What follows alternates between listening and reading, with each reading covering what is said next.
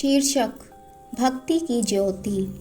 हिमालय की तराई में बसा एक छोटा सा गांव था, जहां एक निर्धन लड़की गौरी अपनी बूढ़ी दादी के साथ रहती थी। बचपन में ही माता पिता का साया उठ गया था। उनका छोटा सा झोपड़ा गांव के किनारे था, जिसके चारों ओर जंगली फूल खिले रहते थे और पक्षियों की मधुर चहचहाहट गूंजती रहती थी। गौरी के पास धन नहीं था, पर उसकी अतुल्य भक्ति थी। प्रतिदिन सूर्योदय से भक्ति पूर्व वह नदी से पानी भरती, झोपड़ी की सफाई करती और कोने में रखे एक छोटे से शिवलिंग पर पूजा करती। उसकी पूजा सामग्री बहुत साधारण होती, मिट्टी का दिया, कुछ जंगली फूल और यदि कभी घर में थोड़ा अतिरिक्त चावल होता तो वह भी अर्पित करती। लेकिन उसकी भक्ति सच्ची थी, निष्कलंक, निस्वार्थ। एक वर्ष गांव में भयंकर सूखा पड़ा। न खेतों में अन्न उगा, न कुओं में पानी बचा। गांव वाले भूख से तड़पने लगे। मंदिरों में सन्नाटा छा गया। लोगों की श्रद्धा डगमगाने लगी, लेकिन गौरी की भक्ति अडिग रही। भूख से पीड़ित होने के बावजूद वह रोज पूजन करती रही। एक दिन उसकी दादी, जो अब बिस्तर पर पड़ी रहती थी, बोली, बिटिया, अब ये पूजा पाठ छोड़ दो।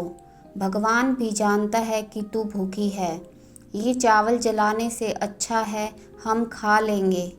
गौरी मुस्कुराई और बोली, अम्मा, जिसने हमें यह जीवन दिया उसी को तो धन्यवाद देना है। अगर सुख में याद रखें और दुख में भूल जाएं तो वह भक्ति कैसी। उसी शाम गौरी जब नदी से पानी ला रही थी तो रास्ते में एक बूढ़ा साधु मिला। उसके बाल जटाओं में उलझे थे, वस्त्र फटे हुए, हाथ में लकड़ी की लाठी। बिटिया, क्या थोड़ा पानी मिलेगा? उस साधु ने कहा। गौरी ने बिना सोचे अपना आधा भरा मटका साधु को दे दिया। तूने मुझे पानी दे दिया, जबकि तेरे पास खुद कम है, ऐसा क्यों? साधु ने पूछा। बाबा, आपकी प्यास बुझाना ईश्वर की सेवा है। हर प्राणी में वही बसता है। साधु मुस्कुराया, आशीर्वाद दिया और जंगल की ओर चला गया।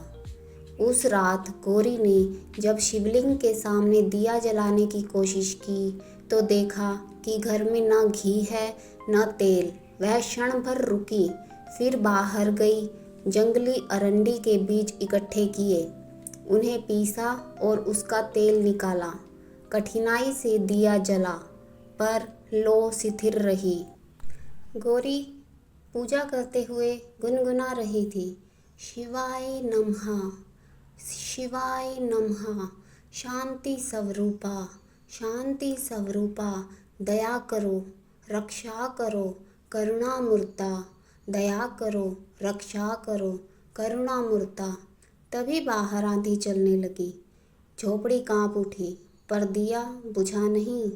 गौरी ने हाथों से लौ को ढक लिया और भजन गाती रही, शिवाय नमः, शांति स्वरूपा, दया करो, रक्षा करो, करुणामूर्ता। तभी दरवाजे पर दस्तक हुई। गौरी ने दरवाज़ा खोला। सामने एक दिव्य पुरुष खड़े थे, शरीर पर भस्म, बालों में चंद्रमा, गले में सर्प और त्रिशूल हाथ में। वह कांपती हुई बोली, आप कौन हैं आप?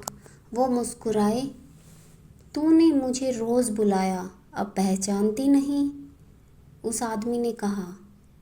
गौरी की आंखों से आंसू बह निकले और वह बोलने लगी, भोलेनाथ। शिवजी ने सिर हिलाया। गौरी घुटनों पर बैठ गई। प्रभु, मेरे पास तो कुछ नहीं है, न भोग, न वस्त्र, न स्वागत का साधन। शिव बोले, गौरी, तूने मुझे वह दिया जो राजाओं से भी न हो पाया। सच्ची भक्ति तूने मुझे दी है। तूने दिया जलाया जब संसार ने विश्वास खो दिया। तूने जल बांटा जब खुद प्यास थी। तूने परीक्षा पास की। गौरी की आंखें भर आई। शिवजी ने आशीर्वाद देते हुए उसके सिर पर हाथ रखा। उसी क्षण तेज प्रकाश से झोपड़ी जगमगा उठी। टूटी दीवारें जुड़ गई, छत सुदृढ़ हो गई, मिट्टी के बर्तन चांदी में बदल गए। बाहर हल्की वर्षा शुरू हो गई।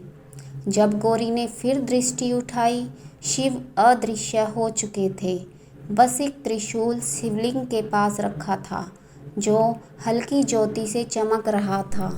सुबह गांव वाले जब आए तो देखा कि गौरी की झोपड़ी अब मंदिर में बदल चुकी थी। दादी चमत्कारिक रूप से स्वस्थ हो गई थी। उस दिन के बाद वहाँ एक मंदिर बना दिया गया और गौरी की भक्ति की कथा दूर दूर तक फैल गई। आज भी उस मंदिर में वह दिया जलता है, बिना तेल बिना घी। लोग कहते हैं वह दिया गौरी की भक्ति की ज्योति है।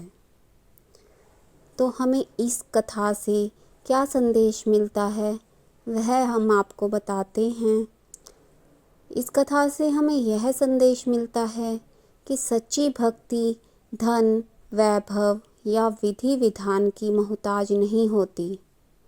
वह तो उस हृदय में बसती है जो निश्चल, निष्कपट और पूर्ण समर्पण से भगवान को याद करता है।